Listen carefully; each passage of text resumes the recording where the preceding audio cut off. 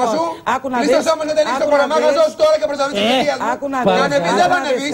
Τόμα θα γίνεις γιατί με πειράζεις. Όποιος με πειράζει, καημένη είσαι εσύ. Καημένη είσαι εσύ. Για κλάματα είσαι. Για κλάματα είσαι εσύ. Το κατάλαβες. Γιατί μια ζωή στα μπουζούκια θα μείνεις. Ενώ αυτός είπε για... Να καθαρίσεις τα σκατά το σκύλο. Να τα καθαρίσεις το σκύλο. Έχω μεγαλύτερη εξαρτήση από το στόμα σου. Εγώ καθαρίζω σκατά σκύλο. Άμα θέλει να τα ακούσει, θα τα ακούσει. Αν πάει κόντρα εμένα, θα ακούσει ότι... Τι να ακούσω, κακομοίρα ή κακομοίρα. Πρόσεξε πώς μου μιλάς. Έλα, πρόσεξε πώς μου μιλάς. Τι δεν θα σε προσέξω, σου μιλάω. Ποια είσαι να προσέξω. Πού σε έμαθα, εδώ μέσα σε έμαθα. Λοιπόν, εγώ που σε έμαθα... Με ξέρεις 18 χρόνια. Σε ξέρω σαν βλήμα. Το εθνικό βλήμα είσαι. Εθνικό βλήμα και εθνικός αποτυχημένος. Θα μιλάτε καλύτερα.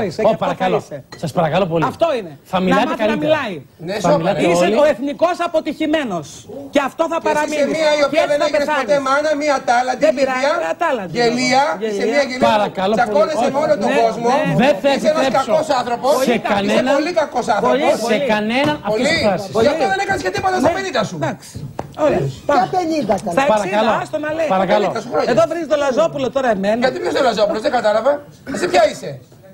Ποια είσαι εσύ. Εσύ είσαι πάντως μία τρίχα από το αριστερό του Λαζόπουλου. Παρακαλώ πολύ. Για να μην σου πω και εδώ και μην παρέχει. Παρακαλώ. Θα σε βάλω να μου γλύψεις τον κόλο σε λίγο. Παρακαλώ πάρα πολύ. Γιατί έχει μεγαλύτερη αξία ο κόλος από το στόμα σου. Όχι. Κυρία Κανιδέλη. Δεν απαντώ.